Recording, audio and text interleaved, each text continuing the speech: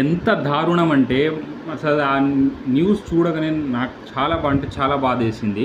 అందుకనే అనేది చదువుకోవాలిరా అని. ఎడ్యుకేషన్ ఎంత ఇంపార్టెంటో ఎవడో ఒక మెకానికల్ ఎదవ చెప్పడం వల్ల పాపం ఒక ఫ్యామిలీ ప్రాణాలు పోయింది.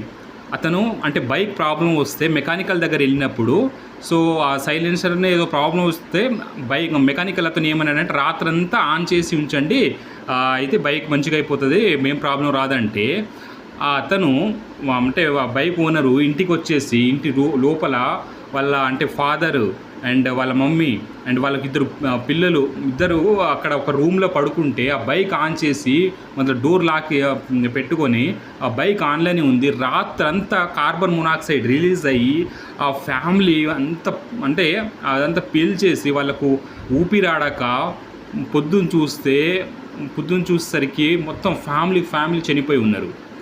ఓకే, బైక్ ఆన్ చేసి పెట్టడం వల్ల. సో అంటే మినిమము ఈ అవగాహన లేకపోవడం. అందుకుంటారా బాబు అంటే గుడ్డిగా నమ్మకండి. ఈ మెయిన్ ఎక్కడ ప్రాబ్లం అవుతుందంటే చదువుకోలేదు. ఓకేనా, మొత్తం ఆన్ చేయడం ఉంచడం, ఏదో మెకానికల్ ఆయనకు అతను చెప్తే ఆన్ చేసి ఉంటాడు. ఇప్పుడు ఫ్యామిలీ మొత్తం చనిపోయింది. సో ఇలాంటి కొంచెం జాగ్రత్తగా పాటించండి. 1-2 సార్లు ఆలోచన చేయండి. చిన్న పిల్లలు చనిపోవడం జరిగింది ఆంధ్రప్రదేశ్లో ఒక పల్లెటూరులో. సో దయచేసి ఎడ్యుకేట్ అవ్వండి అండ్ ఇలాంటి అవగాహన వాటికి కొంచెము 2-3 సార్లు పరిశీలించండి. ఓకేనా, అండ్ టెర్రస్ పైన వాళ్ళ అంటే మమ్మీ అండ్ వాళ్ళు పైన పడుకోవడం వల్ల వాళ్ళు కొంచెం బతికారు. అంటే వాళ్ళ వైఫ్ తప్ప మిగతా వాళ్ళ అంటే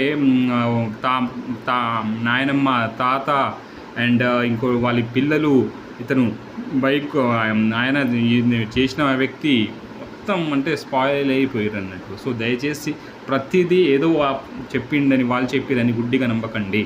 సో కొంచెం జాగ్రత్తగా ఉండండి. చాలా బాధ వేసింది నాకైతే.